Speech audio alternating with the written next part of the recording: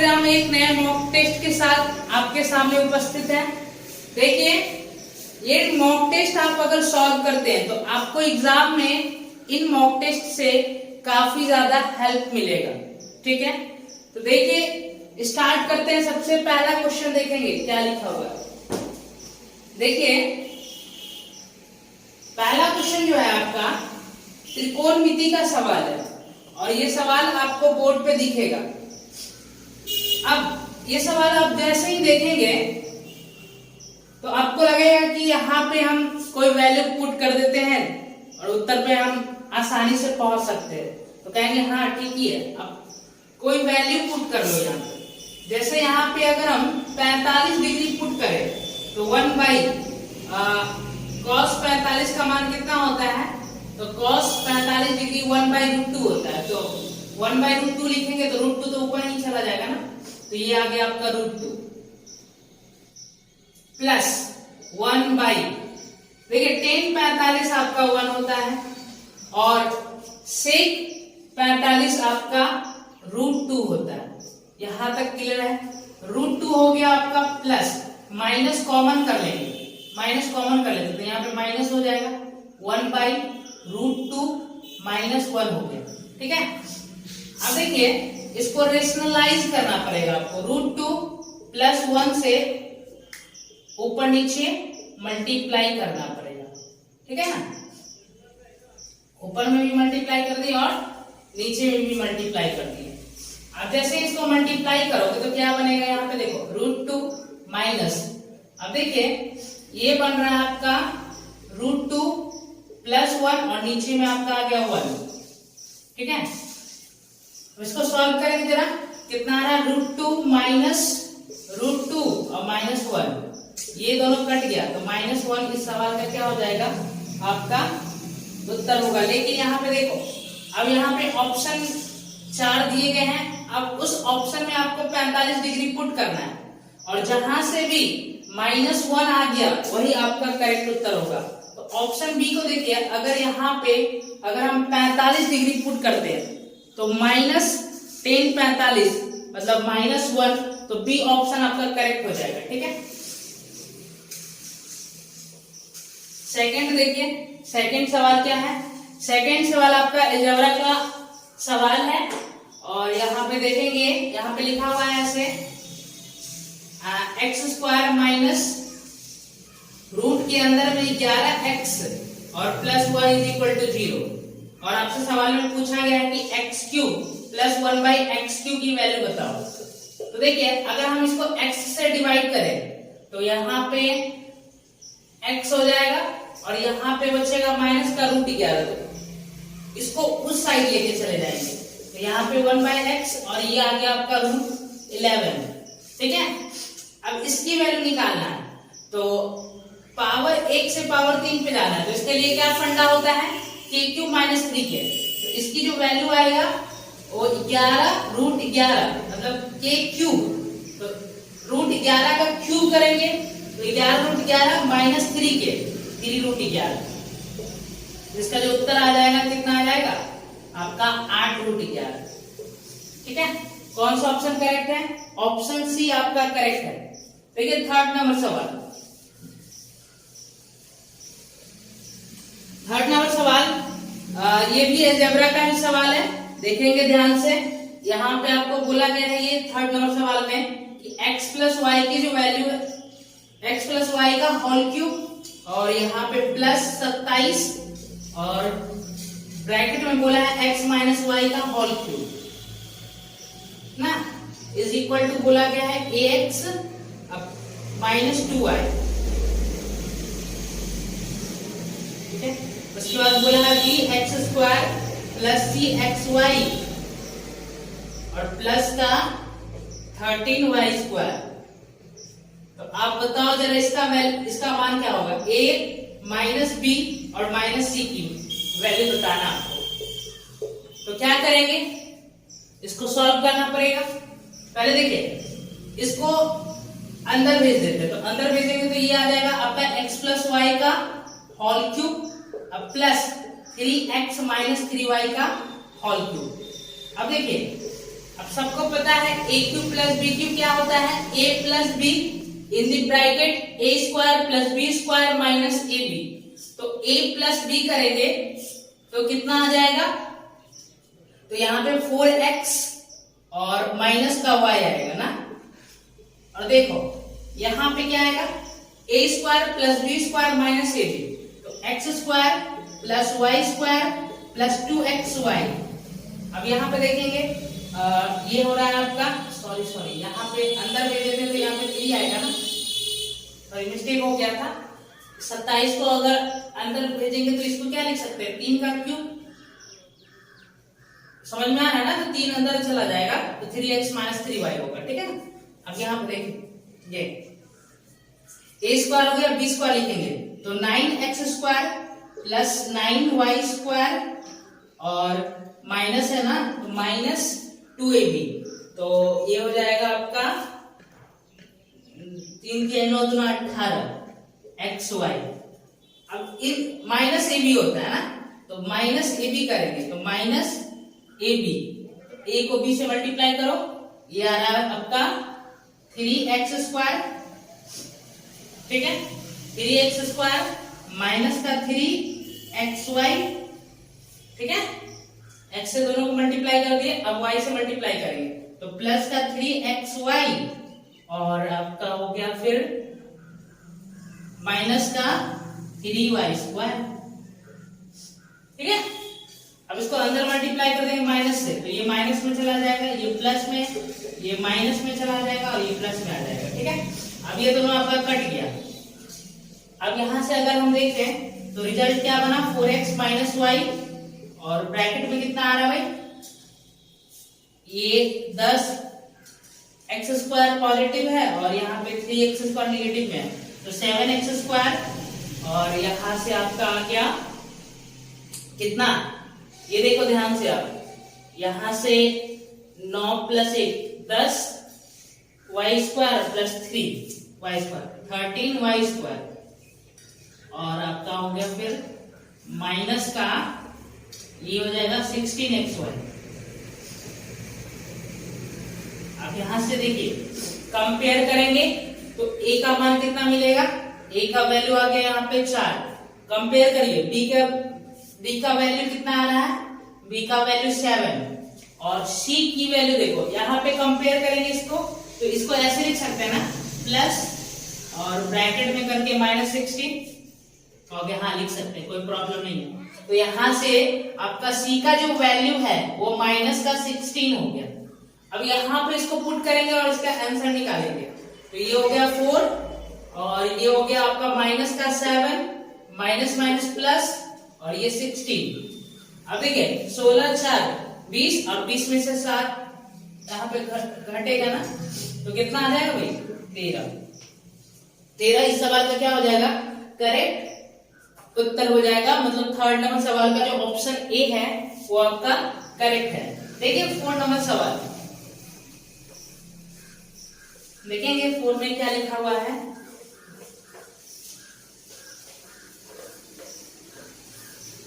देखिए 4 नंबर सवाल आपका जो है वो CI और SI दोनों को मिक्स करके बनाया गया सवाल है।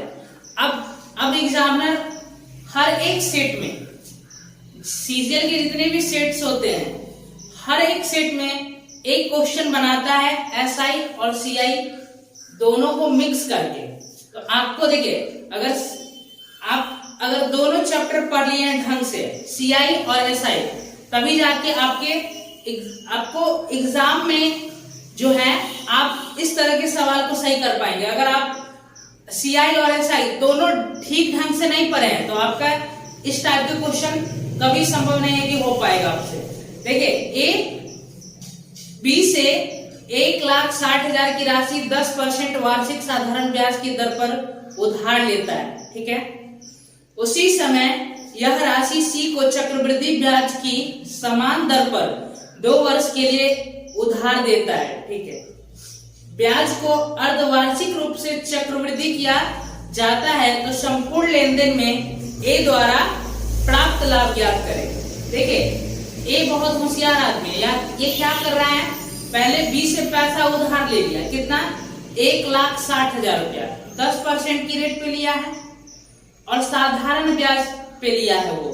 और इस ससुरा क्या किया है, सी को उधार दे दिया ये पैसा, लेकिन उसको जो दिया है ना वो कंपाउंड इंटरेस्ट पे दे दिया। उसको किस पे दिया है? कंपाउंड इंटरेस्ट, चक्रवृद्धि ब्याज, जिसपे ब्याज पे भी ब्याज लगता है, और 2 साल के लिए उसको दिया है, ठीक है ना।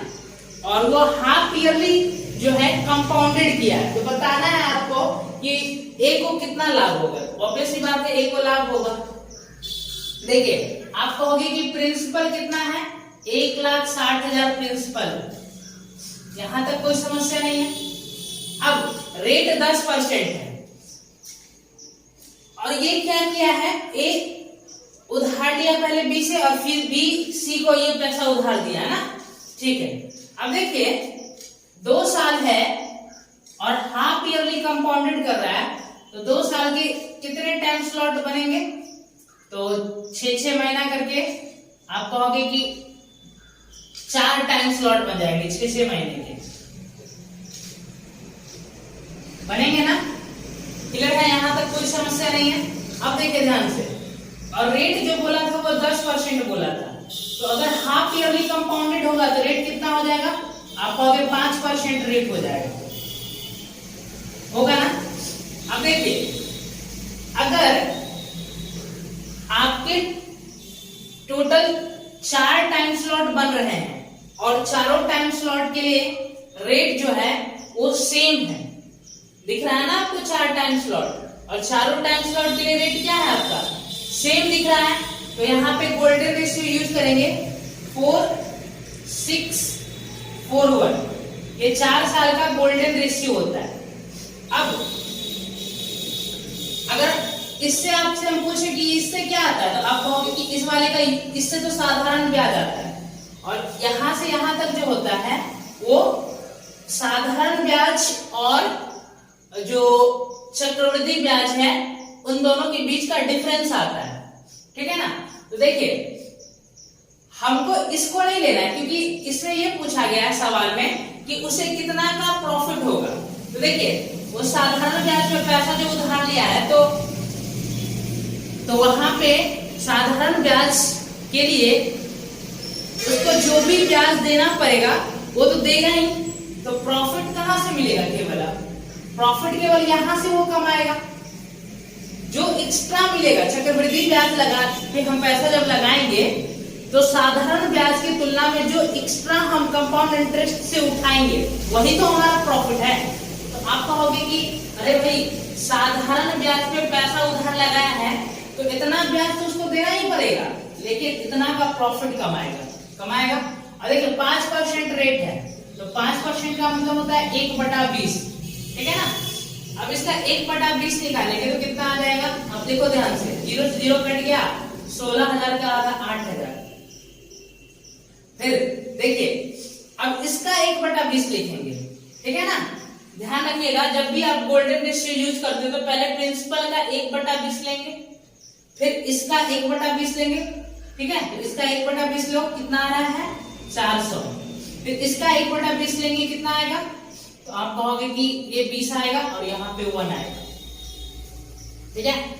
अब देखिए ये चीज तो हम लेंगे ही नहीं, क्योंकि ये हमारा प्रॉफिट का पार्ट नहीं है, क्योंकि हम साधारण ब्याज पे पैसा लिए तो ये पैसा तो हमको देना है नहीं, ये पैसा हमारा प्रॉफिट का पार्ट है, तो केवल इस पार्ट को कैलकुलेट करेंगे। तो 6 गुना 4 करेंगे, फिर 4 गुना 20 करेंगे, और फिर 1 को 1 से मल्टीप्लाई करेंगे और सबको जोड़ लेंगे, तो ये हो गया आपका 2400, अब प्लस 80, अब प्लस 1, तो आप कहोगे कि ये जो उत्तर आएगा यहाँ पे 2481 इस सवाल का उत्तर होगा। तो कौन सा ऑप्शन करेक्ट है देखेंगे, 2481 4 नंबर सवाल का जो ऑप्शन डी है वो आपका करेक्ट है, ठीक है ना। ऐसे करोगे तो आप आसानी से कर पाओगे, ठीक है ना।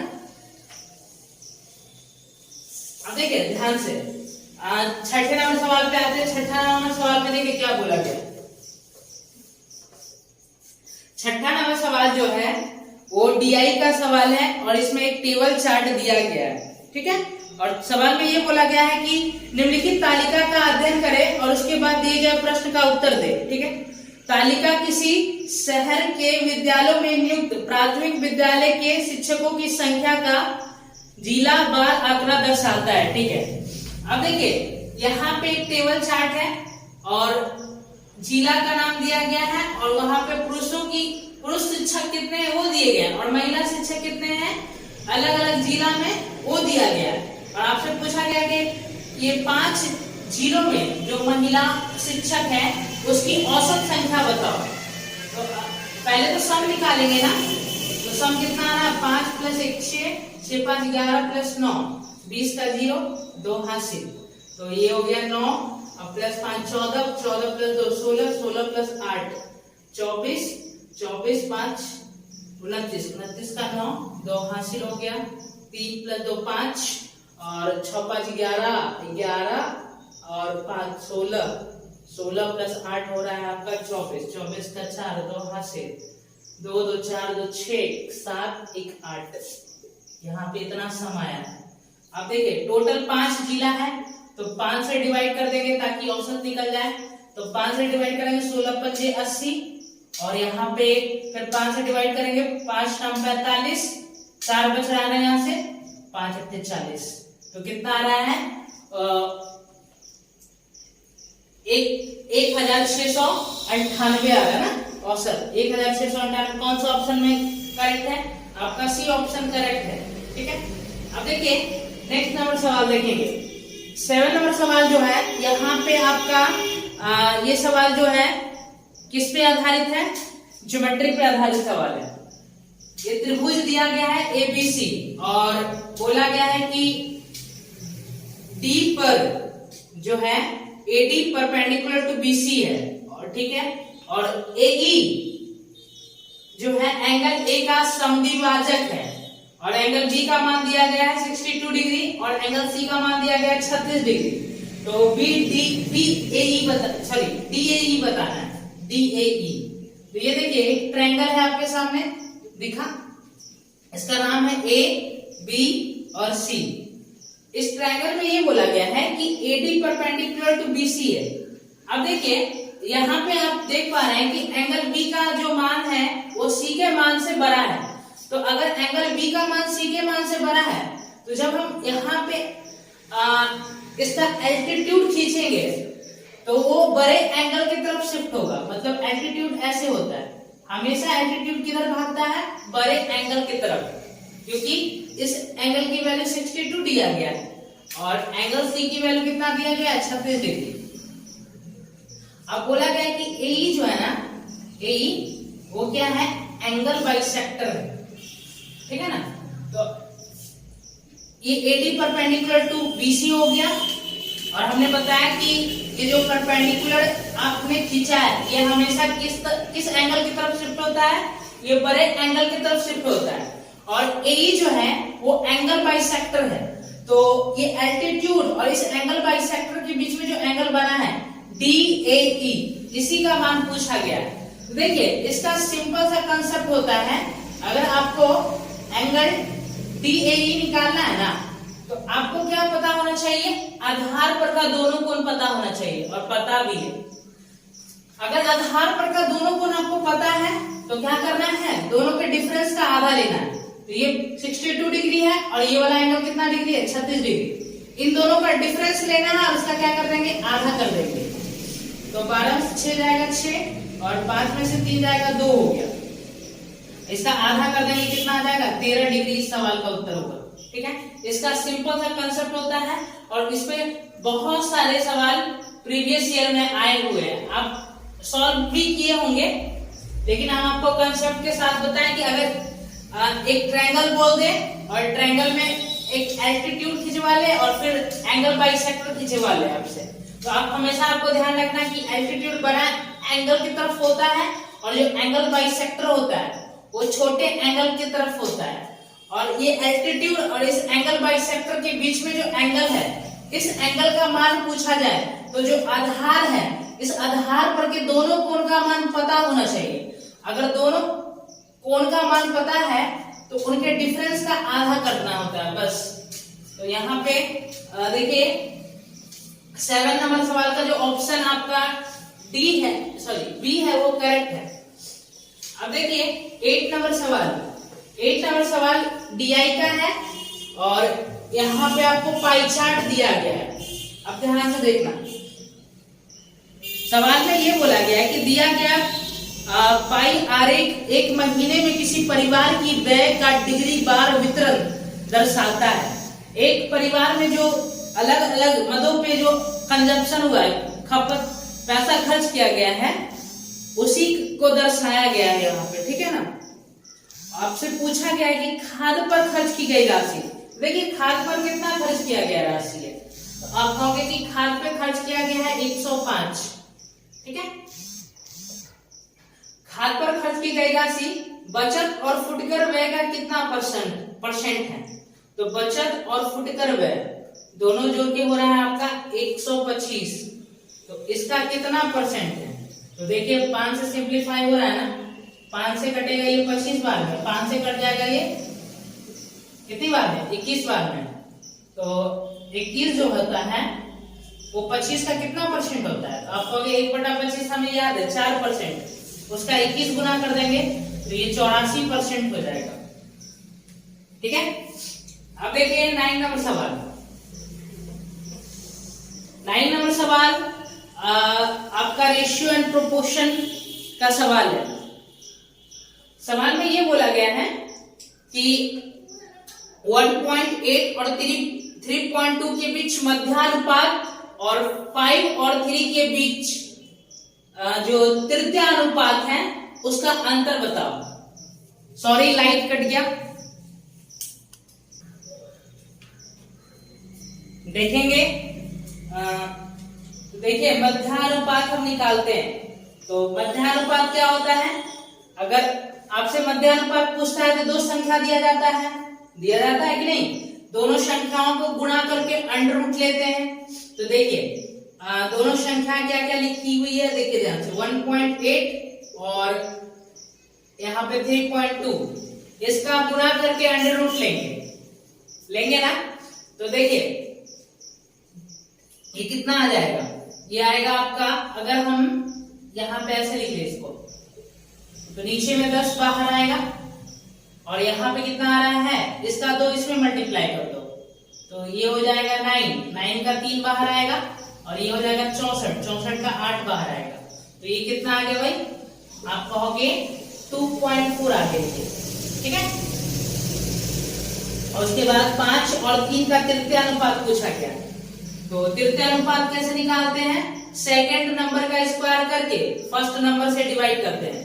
तृतीयानुपात भी पूछेगा ना आपसे तो 2 ही संख्या दिया जाएगा, और तृतीयानुपात कैसे निकालते हैं, जो सेकंड नंबर दिया रहता है उसका स्क्वायर करके पहले नंबर से डिवाइड कर देते हैं। तो 3 का स्क्वायर करेंगे 9 और पहला संख्या है क्या 5 से डिवाइड कर देंगे, तो ये कितना आ जाएगा आपका, तो आप कहोगे ये आ जाएगा 1.8। अब ये मध्यानुपात निकला और ये तृतीयानुपात निकला, अब इन दोनों का डिफरेंस पूछा गया, तो डिफरेंस कितना आ जाएगा, तो आप कहोगे डिफरेंस आ जाएगा 0.6। देखिए 9 नंबर सवाल का डी ऑप्शन करेक्ट है। अब 10 नंबर सवाल को देखेंगे, फिर से त्रिकोणमिति का सवाल है, देखिए ध्यान से, त्रिकोणमिति का सवाल में क्या इस बार बोला है, यहाँ पे सवाल आपको ये दिया गया है कि cos theta minus sine theta, cos theta और minus sine theta is equal to √3 और cos 90 डिग्री माइनस थीटा, तो ये साइन थीटा हो जाएगा ना। अब ये साइन थीटा इधर लाके डिवाइड कर देंगे भाई, देखो ध्यान से, साइन थीटा इधर गुना में तो इधर डिवाइड में आएगा कि नहीं आएगा, आप कहोगे ऑब्वियस सी बात है आएगा, ये तो बच्चे वाले कॉन्सेप्ट है। अब डिवाइड करेंगे तो क्या होगा, ये आपका हो गया cot थीटा और ये हो गया आपका माइनस का 1 इज इक्वल टू √2, तो ये आ रहा है आपका √2 + 1, -1 को इधर ले आए +1 हो गया, ठीक है ना। ये सॉरी ये √2 नहीं दिया है, ये √3 दिया है, ठीक है ना, ये √3 दिया गया है। कोई समस्या नहीं है यहाँ तक, अब देखिए सवाल में ये पूछा गया है कि बताओ जरा tan theta minus cot theta कितना होगा। देखिए कॉट थीटा आपका आया है √3+1, तो टेन थीटा कितना आएगा 1/√3 और +1 और यहाँ पे देखेंगे माइनस ये आ गया आपका √3 और +1, ठीक है ना। अब देखिए एलसीएम लेंगे तो 1 माइनस √3 अब +1 का होल स्क्वायर हो गया और नीचे में कितना आ रहा है √3+1, ओके 1 माइनस अब √3+1 का होल स्क्वायर लिखेंगे तो कितना लिखेंगे भाई, आप कहोगे 3+1 और प्लस का 2√3, अब बटा में कितना आ रहा है, ये बटा में आ गया आपका √3+1। अब देखिए आप सोचिए ध्यान से, माइनस का अंदर मल्टीप्लाई करेंगे, जगह कम है थोड़ा सा दिमाग ही लगा देते हैं, माइनस से अंदर मल्टीप्लाई करेंगे तो ये माइनस में आएगा और ये भी माइनस में आएगा और ये भी माइनस में चला जाएगा, तो ये प्लस का 1 है माइनस का 1 दोनों कट जाएगा। अब फिर माइनस कॉमन करेंगे तो देखिए आपको ध्यान रखना है कि माइनस से अंदर मल्टीप्लाई हुआ तो ये -1 हो गया और ये +1 था कट गया, अब फिर माइनस कॉमन ही कर ले तो ये आ गया आपका उत्तर कितना, तो आप कहोगे कि हमारा जो उत्तर है यहाँ पे -3 + 2√3, अब बटा में कितना हो जाएगा √3 और +1। कोई समस्या नहीं है, तो कौन सा ऑप्शन करेक्ट है देखेंगे, तो 3 नंबर सवाल का जो ऑप्शन बी है वो आपका करेक्ट हो जाएगा, ठीक है। अब देखेंगे आगे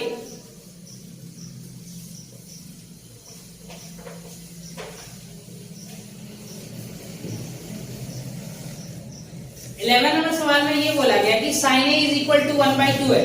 ट्रिगो से खूब क्वेश्चन आ रहा है, देख रहे हैं ना, sin a = कितना बोला 1/2, तो यहां से a की वैल्यू कितना आ गया 30 डिग्री।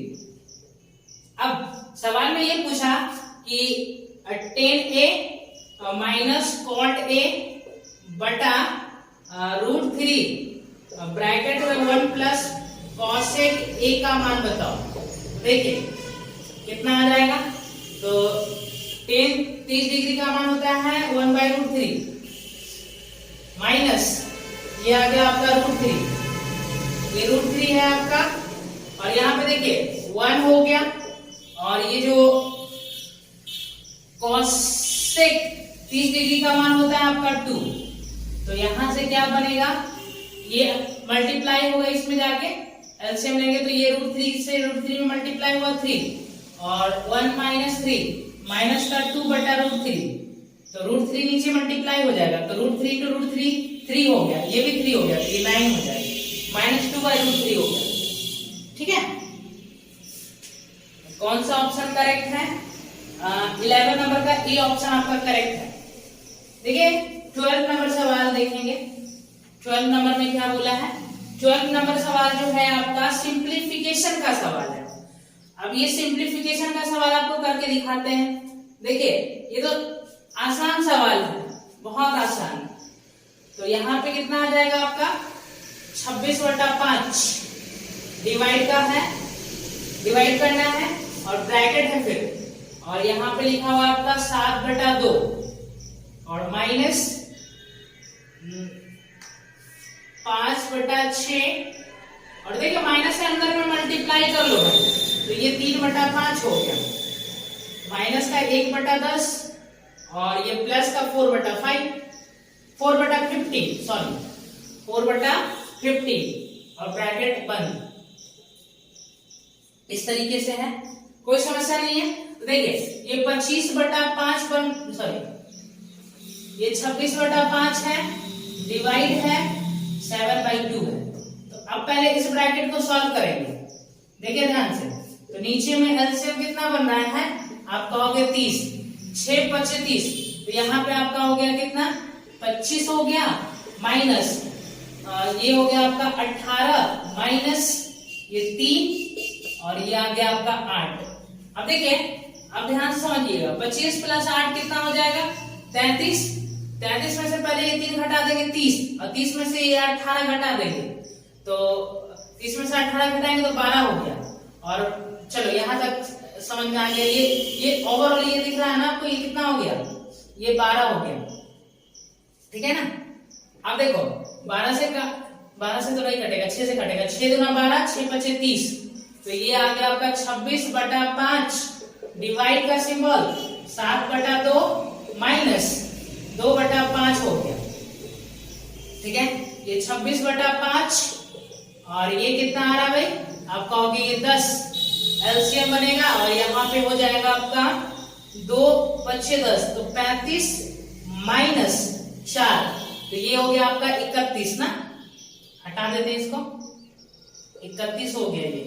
अब बस इसको सॉल्व कर लो, ये आ रहा है आपका कितना 26/5 और ऊपर में 10 हो गया, नीचे में 31, 5 से 5 दूना 10, 26 दूना 52 और बटा 31। कौन सा ऑप्शन करेक्ट हो जाएगा, ऑप्शन आपका डी करेक्ट हो जाएगा, ठीक है। 12 नंबर सवाल का, इससे भी आप शॉर्ट में कर सकते थे, कोई प्रॉब्लम नहीं है, इससे भी शॉर्ट में करते तो पढ़ाने का फिर कोई मकसद नहीं निकलता है, इसका मतलब हम सॉल्व कर रहे हैं सवाल को। देखिए निम्नांकित तालिका में 5 वर्षों में किसी कंपनी के निश्चित उत्पाद का उत्पादन और बिक्री दिया गया है, ठीक है। अब सवाल में टेबल चार्ट बना दिया और यहाँ पे उत्पादन दिया गया है अलग अलग वर्षों में और बिक्री दिया गया, तो पूछा है सवाल में कि किस वर्ष या किन वर्षों में बिक्री में उसके पिछले वर्ष की तुलना में 25% से अधिक की वृद्धि हुई है। तो देखिए बिक्री में पिछले वर्ष की तुलना में जो है ना 25% की अधिक की वृद्धि जहां जहां पे हुआ ना, जिस वर्ष में, उसके विषय में आपसे पूछा गया है। तो देखिए अगर 15 में आप देख रहे हैं ना कि टोटल बिक्री कितना है, 1000 की बिक्री है, और 16 में टोटल बिक्री कितना है, 1290 का, और आप जानते हैं कि अगर हम 1000 का 25% निकालेंगे तो 1250 होगा, तो 1250 से तो अधिक ही बना है ना, ये हो गया आपका, ये 1290 हो गया, इसका मतलब ये 25% से अधिक वृद्धि लिया है। लेकिन अगर 2017 में आप चेक करो तो 2017 में तो पिछले वर्ष की तुलना में घट ही गया है, 18 में भी बढ़ा है, लेकिन देखेंगे 25% से अधिक बढ़ा है कि नहीं। तो 1000 का 25% आपने अभी निकाला था 250 होता है, और 100 का 25% कितना होगा, 25 होगा, तो 250 प्लस 25 275, क्या 275 से अधिक वृद्धि हुआ है 18 में, हाँ 275 से अधिक वृद्धि हुआ है। लेकिन आप अगर 19 में देखो तो पिछले वर्ष की तुलना में जो बिक्री है वो घट गया है, तो केवल 2 ही जगह बिक्री पिछले वर्ष की तुलना में बढ़ा था और 25% से दोनों जगह अधिक ही बढ़ा था। कहां पे, एक तो 16 में और एक आपका 18 में, तो कौन सा ऑप्शन करेक्ट हो जाएगा, 13 नंबर सवाल का जो ऑप्शन डी है वो आपका करेक्ट हो जाएगा। ये ओरली होने वाला सवाल है, तो इसके लिए टाइम वेस्ट नहीं करेंगे। अब देखिए आगे 14 नंबर सवाल में क्या बोला है, ए का न्यूनतम मान ज्ञात करें जिससे जो 4 A 4 8 B जो है वो क्या होगा, 11 से विभाज्य है, और सवाल में ये भी बोला गया है कि A की जो वैल्यू है ना वो ग्रेटर देन B है। समझ में आ गया क्वेश्चन, बोला ये संख्या क्या है, 11 से विभाज्य है, A का आपको न्यूनतम मान बताना है, और ये भी ध्यान रखो आप कि A का मान B से बड़ा है। तो देखिए अगर कोई संख्या 11 से विभाज्य है तो इसका क्या रूल होता है, डिविजिबिलिटी रूल में आपने पढ़ा होगा कि कोई भी संख्या 11 से तभी विभाज्य होता है जब उसके ऑड और इवन प्लेसेस पर के डिजिट्स के सम का जो अंतर है वो 0 होगा या फिर 11 का मल्टीपल होगा। तो अगर हम ऑड प्लेसेस पे जो डिजिट्स हैं उनका अगर हम सम निकाले तो कितना आ रहा है, तो 4 और ये 8, तो 12 प्लस A आ रहा है ना भाई, ठीक है 12 प्लस A हो गया। अब इवन प्लेसेस पे जो डिजिट्स है उनका सम निकालेंगे तो 6 प्लस B आ रहा है। अब इनका डिफरेंस या तो 0 होगा या फिर 11 का मल्टीपल होगा। समझ में आया? अब देखिए, अब इसको घटा दो तो 6 प्लस a माइनस बी आ रहा है।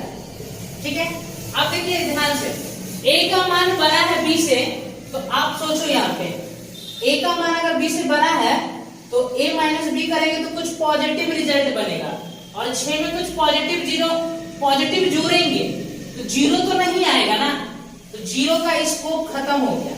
अब देखो 22 भी नहीं जाएगा, 11 हो सकता है। अब 6 में कितना जोड़े कि ये 11 बन जाएगा, तो आप कहोगे 5, तो अब 5 जोड़ के 11 बना सकते हैं। लेकिन a का मान अगर हमें न्यूनतम रखना है तो b को भी हमें न्यूनतम रखना होगा, तो b को 0 रख लेते हैं। तो इसको कितना लेना पड़ेगा? 5, और 5 में से 0 घटाएंगे तो 5 ही रहेगा, और 6 जुट जाएगा, 6 5 11 हो जाएगा। ठीक है ना, तो a की वैल्यू कितना आ गया मेरे भाई? 5। समझ में आ गया? चलिए नेक्स्ट सवाल पे आइए। 15 नंबर सवाल देखिए। 15 नंबर सवाल जो है वो क्या है? 72 किलोमीटर प्रति घंटा की चाल से चलते हुए रेलगाड़ी किसी खंभे को 12 सेकंड में पार करता है, तो रेलगाड़ी 360 मीटर लंबी पुल को कितने समय में पार करेगा?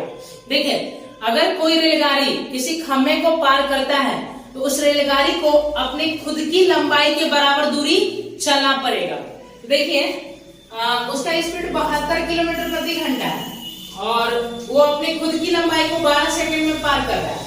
तो पहले इसको हम मीटर पर सेकंड में कन्वर्ट कर लेते हैं।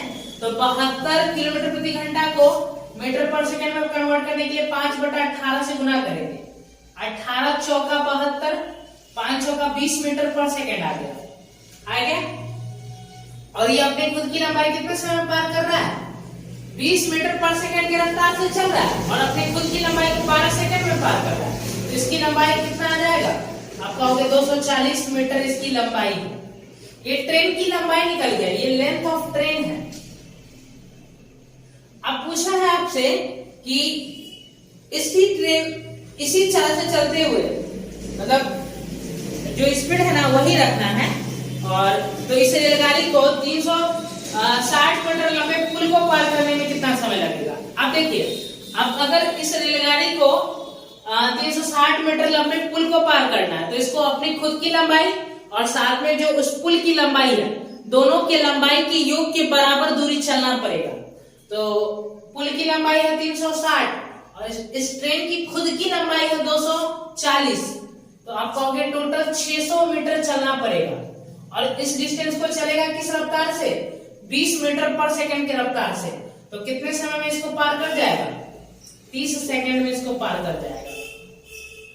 ठीक है, तो 15 नंबर सवाल का ऑप्शन डी आपका करेक्ट हो जाएगा। 16 नंबर सवाल देखिए। 16 नंबर सवाल में बोला है x टू द पावर 8 और यहाँ पे बोला गया है 433 x to the power 4 plus 16 is equal to 0। तो आपको बताना है कि x प्लस 2/x कितना होगा।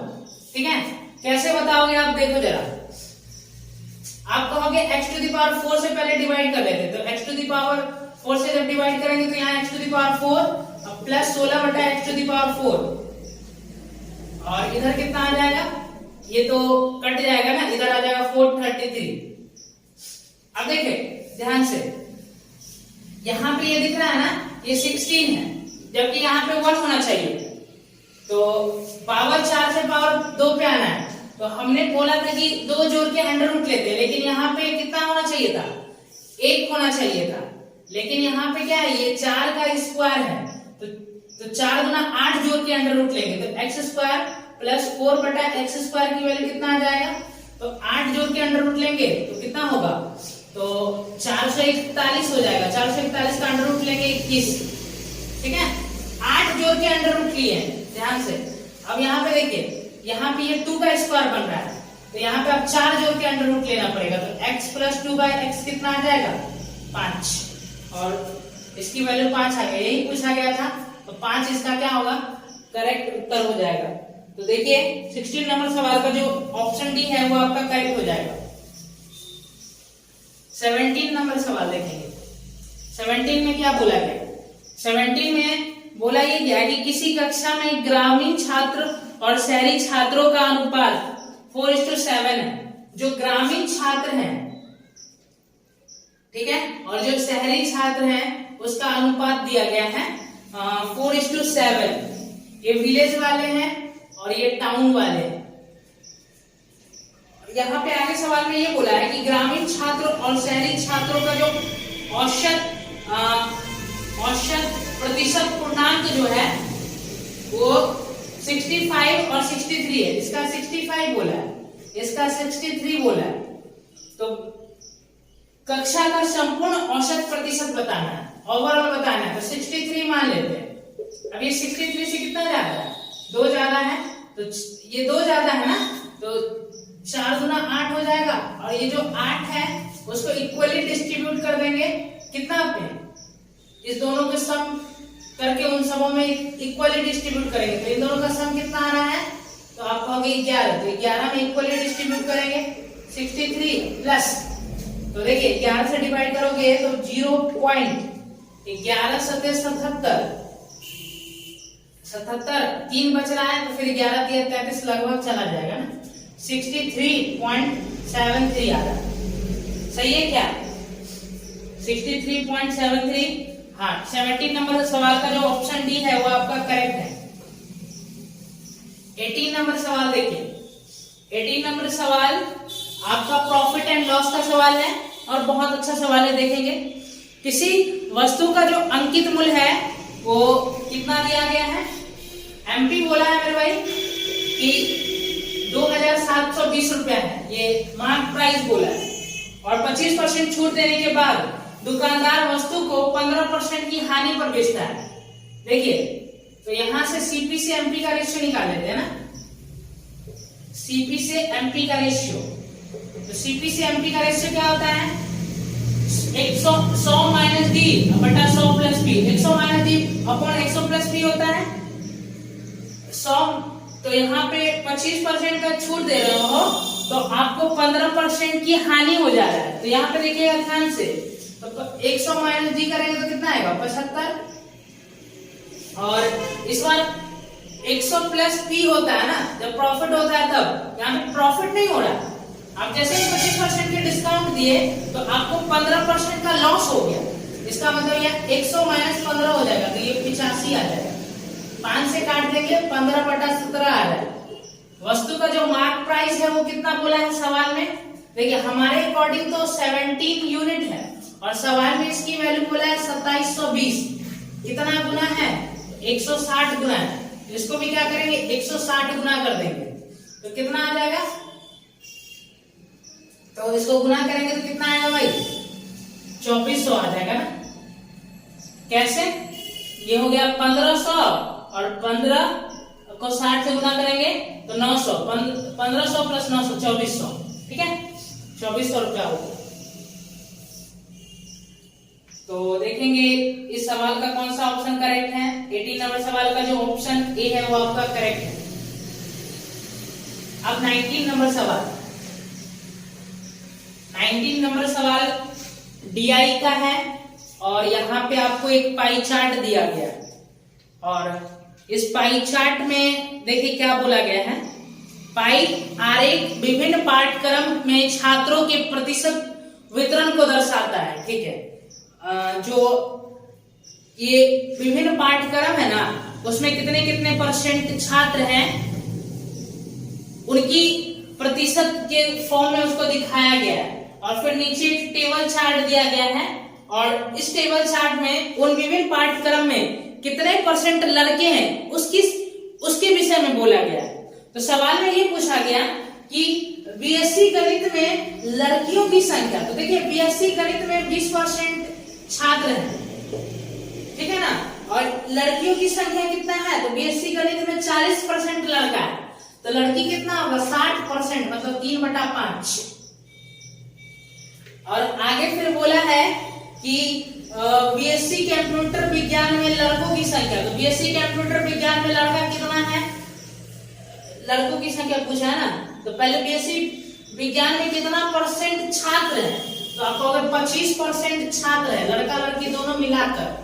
लेकिन इसका क्या लेना है, बीएससी जो कंप्यूटर विज्ञान है उसमें लड़कों की संख्या लेना है। तो लड़कों की संख्या बीएससी कंप्यूटर विज्ञान में 80% है, मतलब कि 4/5, और इन्हीं दोनों का रेशियो बताना है। 5 से 5 कट गया, परसेंट से परसेंट हटा दो, 5 से 5 बचे 25, 5 चौका 20, 4 से ये 4 कट गया, 3:5 का रेशियो बन रहा है।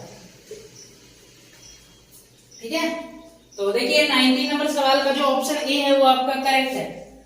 20 नंबर सवाल देखेंगे।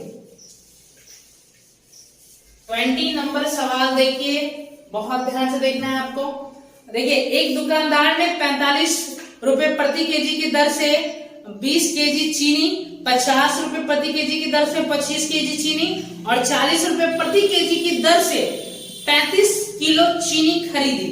ठीक है, उसने परिवहन पर और अन्य व्ययों पर 450 रुपए की राशि खर्च की। उसके बाद आगे बोला गया कि उसने चीनी की तीनों किस्मों को मिला दिया और पूरे स्टॉक को 52.5 रुपया प्रति किलोग्राम की दर से बेच दिया। ठीक है ना, तो पूरे लेन देन में उसका प्रतिशत लाभ कितना है। देखिए, 45 रुपए प्रति केजी की दर से 20 केजी चीनी खरीदा है।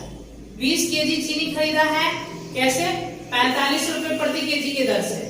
उसके बाद फिर आगे ये बोला गया है कि 50 रुपए प्रति केजी की दर से 25 केजी, 50 रुपए प्रति केजी की दर से कितना खरीदा है, 20 केजी खरीदा है। और फिर आगे सवाल में ये बोला गया है कि 40 रुपए प्रति केजी की दर से 40 रुपए प्रति केजी की दर से कितना खरीदा है मेरे भाई, 35 केजी खरीदा है। ठीक है, तो और इसको दुकान जो जहां पे वो सेल करता है वहां तक लाने में इसको 450 रुपए की राशि खर्च भी हुआ है। ठीक है ना, ये ध्यान रखना आपको। और पूरे स्टॉक जो है ना उसके पास, जो इन तीनों को मिक्स करने के बाद जो भी इसका स्टॉक बना जितने केजी का, सारे को बेच दिया 52.5 रुपए पर केजी के हिसाब से। तो बताना आपको कि कितना परसेंट का प्रॉफिट होगा। तो देखिए ध्यान से, देखिए इनका रेशियो ले लो। सवाल जल्दी करने का टेक्निक बता रहे हैं आपको। तो आप रेशियो लोगे तो कितना आ जाएगा, तो आप कहोगे कि 5 चौका 20, दोनों जगह 20-20 केजी था। देख लेते हैं एक बार, यहाँ पे 20 केजी था, और सॉरी यहाँ पे 25 था मेरे भाई, यहाँ पे 25 कर लेना। ठीक है, यहाँ पे 20 केजी था, यहाँ पे 25 केजी था और यहाँ पे 35 केजी। और रेट तो ठीक लिखे है ना, 45 रुपए पर केजी, 50 रुपए प्रति केजी और 40 रुपए प्रति केजी। ठीक है, अब देखेंगे ध्यान से। देखिए 5 से सिंप्लीफाई करेंगे, 5 का 20, 5 पचे 25, 5 सत्ते 35। ठीक है, अब देखिए, अब हम अगर 1 केजी का दाम निकालना चाहेंगे तो कैसे निकालेंगे। तो आपको जल्दी निकालने का तरीका बता रहे हैं कि अगर आप जल्दी निकालना चाहते हो ना, तो आप क्या करो कि इसमें से कोई भी एक को आपको क्या करना है, मान लेना है कि 40 रुपए। जब तीनों को मिक्स करेंगे, इस तीनों टाइप के जो चीनी है, अगर आप इसको मिक्स करोगे ना, तो मिक्स करने के बाद आपका 1 केजी का कितना दाम होगा वो निकालने की हम बात कर रहे हैं। तो आपको क्या करना है, इन तीनों में से किसी एक को मान लेना है, या फिर आप अपने मन से भी कुछ मान सकते हैं, लेकिन इन तीनों के करीब करीब होना चाहिए। तो 40 ही मानना सही होगा, क्योंकि यहाँ पे डेविएशन 0 हो जाएगा। ये डेविएशन मेथड है। ठीक है ना, अब देखिए 40 रुपए पर केजी आपने मान लिया कि तीनों को जब मिक्स करेंगे तो जो मिक्सर बनेगा वो 40 रुपए पर केजी का होगा। लेकिन देखिए ये 40 से कितना ज्यादा है, आप कहोगे 5 ज्यादा, तो 5 चौका 20। अब ये 40 से कितना ज्यादा है, आप कहोगे ये 40 से 10 ज्यादा है, तो 10 पचे 50 हो गया। यहां से डेविएशन 0 आ गया। अभी क्या करेंगे, इन सबों में इसको इक्वली डिस्ट्रीब्यूट करेंगे जो भी डेविएशन आया। तो आप कहोगे 7 5 12 4 16।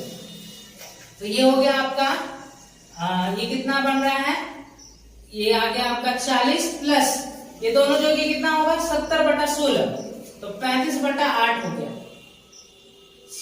अब देखिए ये 1 केजी का प्राइस तब होता जब इन खर्चों के अलावा उसका और किसी प्रकार का खर्च नहीं होता। इस तरह 450 रुपया और खर्च कर दिया ना, भाड़ा पे खर्च किया है ना, कितने केजी खरीद के लाया है, तो जोड़ेंगे इसको तो कितना आ रहा है 35 और ये हो गया आपका 25, 60 प्लस 20 80, तो टोटल 80 केजी चावल के लिए इतना रुपया और खर्च किया है। तो 450 बटा 80 करेंगे तो 45 बटा 8 बन रहा है। अब इस सब को जोड़ जान लेंगे तो ये 1 केजी का क्या आ जाएगा, कॉस्ट प्राइस आ जाएगा। तो ये देखिए इन दोनों को जोड़ के कितना बन रहा है, तो ये 80 बन रहा है। 80 को अगर आप 8 से डिवाइड कर दोगे तो 10 हो जाएगा ना। देखो भाई ये दोनों जोड़ के 80 आ रहा है ना, एलसीएम 8 होगा ना, 80 आया, 80 को 8 से डिवाइड करोगे तो ये 10 बनेगा ना। तो यहां से ये 10, ये हो गया 10, यहाँ पे ये 40, तो 50 रुपए पर केजी आ गया आपका 1 केजी का दाम। अब इस 50 रुपए पर केजी वाले को अगर आप 52.5 रुपए पर केजी के हिसाब से बेचोगे तो देखिए तो 50 पे 2.5 का प्रॉफिट हो रहा है, तो 100 पे कितना का प्रॉफिट होगा, आप कहोगे 5 का प्रॉफिट होगा, तो 5% ही प्रॉफिट है आपका। 100 पे जो प्रॉफिट है वो डायरेक्ट परसेंटेज है। तो 20 नंबर सवाल का कौन सा ऑप्शन करेक्ट है, डी ऑप्शन आपका करेक्ट है। 21 नंबर सवाल देखें, देखिए 21 नंबर सवाल में क्या लिखा हुआ है।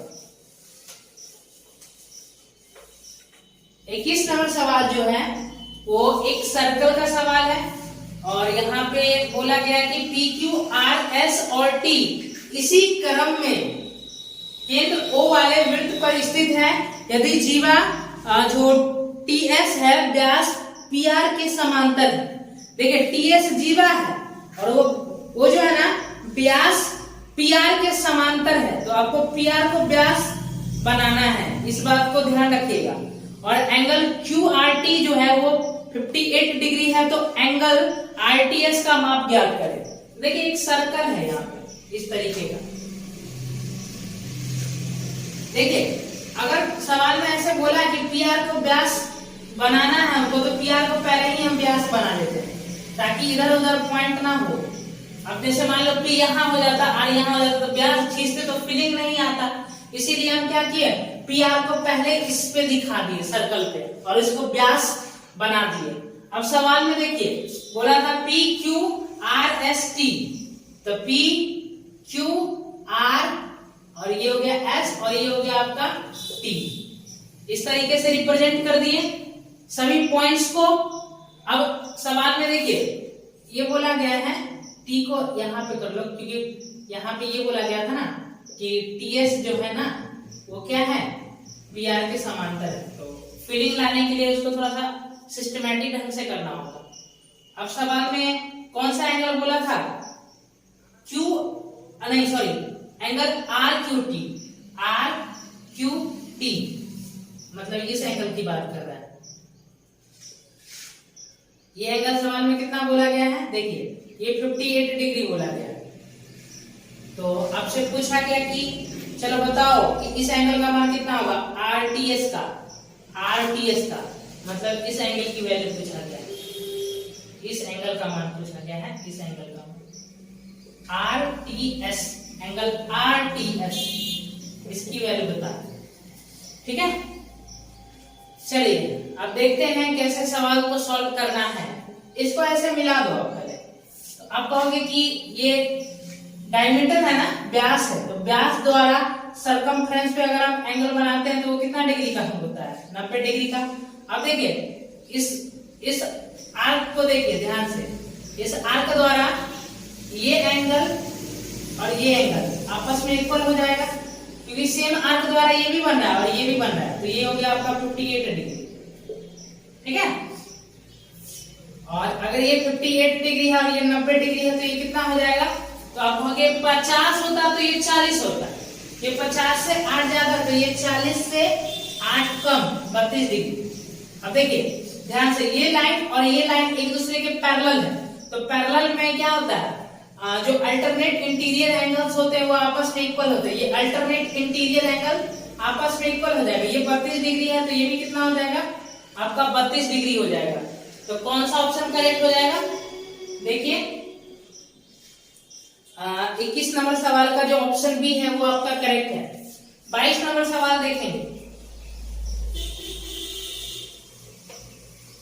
22 नंबर सवाल जो है वो टंकी वाला सवाल है। किसी टंकी में पानी के 2 नल हैं जो खाली टैंक को क्रमशः 12 घंटे और 18 घंटे में भर सकते हैं।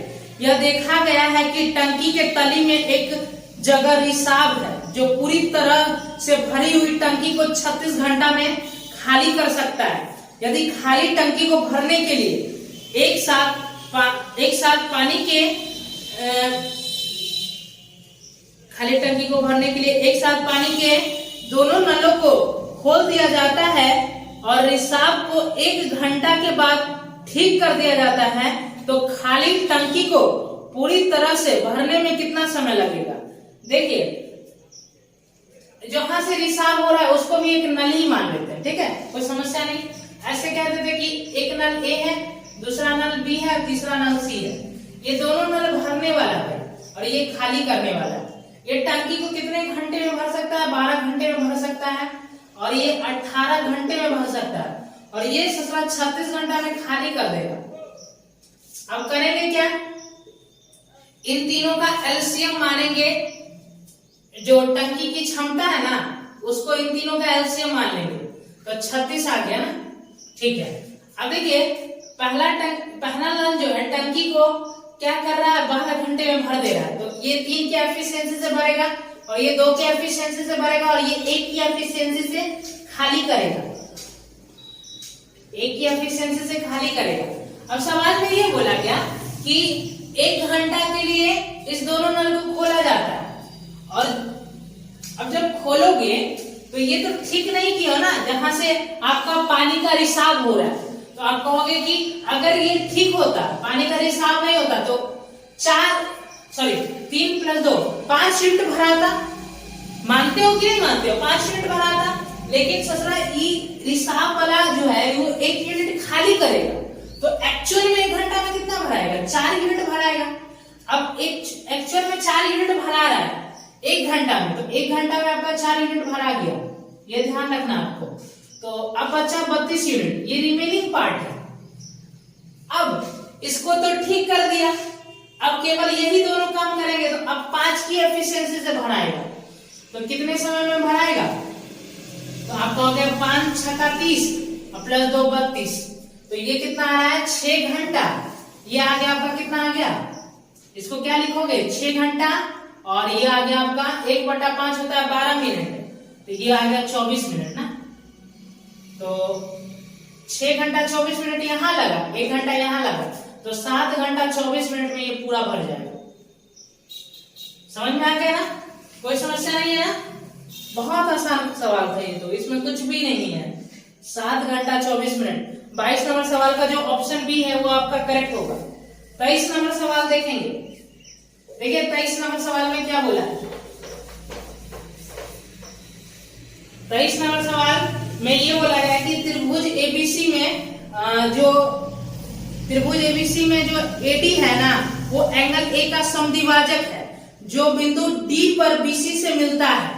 और सवाल में एसी की वैल्यू 21 दिया गया है, बीसी की वैल्यू 11 दिया गया है और बीडी की लंबाई जो है वो डीसी की लंबाई से 3 सेंटीमीटर कम है, ठीक है। तो भुजा एबी की लंबाई ज्ञात करें। देखिए ये सवाल ऐसा है कि एग्जामिनर मतलब पूछ ही देता है। ये सवाल आपको ढंग से समझना है, ठीक है ना।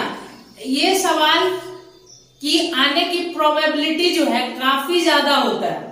मतलब आप मेक श्योर होके जाए कि ये सवाल तो हमारे शिफ्ट में आना ही है। ऐसे सवालों में से ये है। देखिए एक ट्रायंगल है, ये ट्रायंगल है, इसका नाम है ABC। पहले आपको कंसेप्ट समझा लेते हैं। ABC एक ट्रायंगल है। अब इस एंगल ए का एंगल बाइसेक्टर खींचा गया है जो BC से कहां पे जाके मिल रहा है?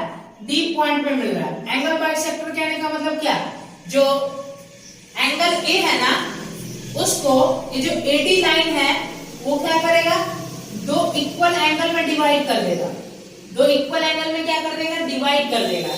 एडी एंगल ए का एंगल बाइसेक्टर है। एंगल बाइसेक्टर का मतलब ही होता है कि एंगल को टू इक्वल पार्ट में डिवाइड कर देना। तो यहां से एक कंसेप्ट आता है कि AB से जो AC का रेशियो होगा, AB से AC का जो रेशियो होगा वो क्या होगा, BD से DC के रेशियो के इक्वल होगा। BD से DC के रेशियो के क्या हो जाएगा, इक्वल। आप कहोगे देखो आपको ऐसे याद रखना है, AB के नजदीक क्या है, BD, और AC के नजदीक क्या है, CD। तो AB से AC का रेशियो जो होगा वो BD से CD के रेशियो के क्या हो जाएगा, इक्वल हो जाएगा। ठीक है ना। अब सवाल को सॉल्व करते हैं। सवाल में ये बोला गया था कि एक ट्रायंगल है ABC, उसमें एडी एंगल ए का एंगल बाइसेक्टर है। ये सारा काम तो हो ही गया। अब सवाल में साइड्स की लंबाई का मान दिया गया ना। सवाल में ये बोला है कि AC 21 है, ये 21 बोला है, और BC आपका 11 है, ये पूरा लेंथ 11 है। और क्या इंफॉर्मेशन दिया गया है, बोला है कि BD जो है ना, BD वो DC की लंबाई से 3 कम है। देखिए ये वाला जो है ना, ये लंबाई, ये लेंथ इसकी लेंथ से 3 कम है। तो एक काम करते हैं, पहले 3 इसमें से हटा देते हैं, क्योंकि 3 इसको फिर देंगे। समझ में आ रहा है ना, इसमें से पहले 3 हटा लो तो 8 बचा, तो ये 4 4 हो जाएगा। अब 3 इसको फिर दे देंगे, क्यों, क्योंकि इसकी लंबाई 3 ज्यादा था ना इससे, इसलिए हमने ऐसा किया। तो ये 4 + 3 7 हो गया। अब 7 की वैल्यू 21 दिया गया है, कितना गुना है, 3 गुना। तो 4 की वैल्यू कितना हो जाएगा, ये भी 3 गुना होगा, तो ये हो गया 12 सेंटीमीटर। समझ में आ गया। तो ए भी आ गया आपका 12 सेंटीमीटर। 23 नंबर सवाल का जो ऑप्शन ए है वो करेक्ट है। अब देखिए 24 नंबर सवाल।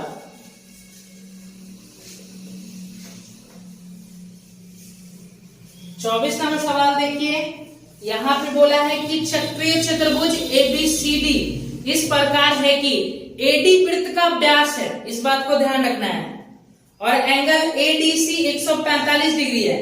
तो एंगल BAC का माप ज्ञात करें। देखिए एक सर्कल है, ठीक है, और सर्कल के अंदर एक साइक्लिक क्वाड्रिलेटरल है, चक्रीय चतुर्भुज है।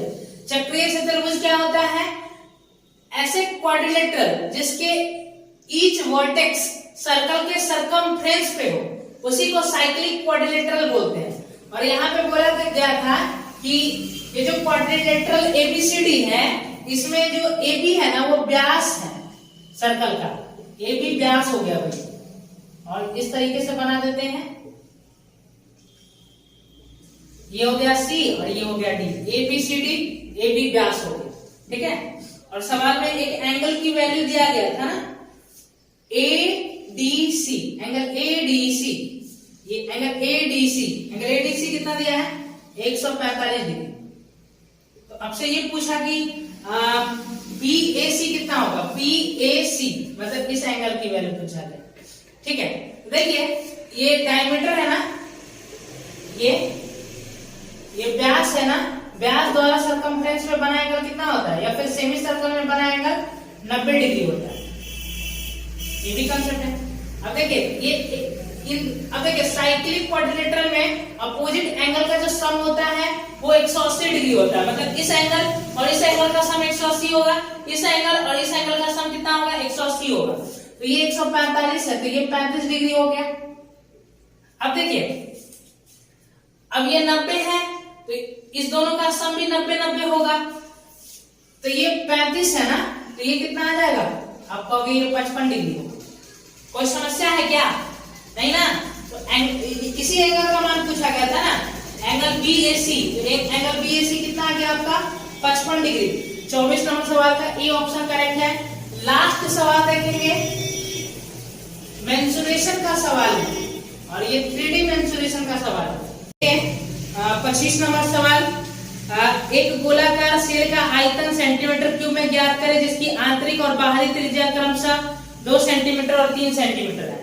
देखिए ये जो एक गोला है ना, ये एक खोखला गोला है, तो यहाँ पे तो कंसेप्ट ये होगा कि हम पहले बाहर वाला रेडियस का यूज करके जो है वो हम क्या करेंगे, पूरा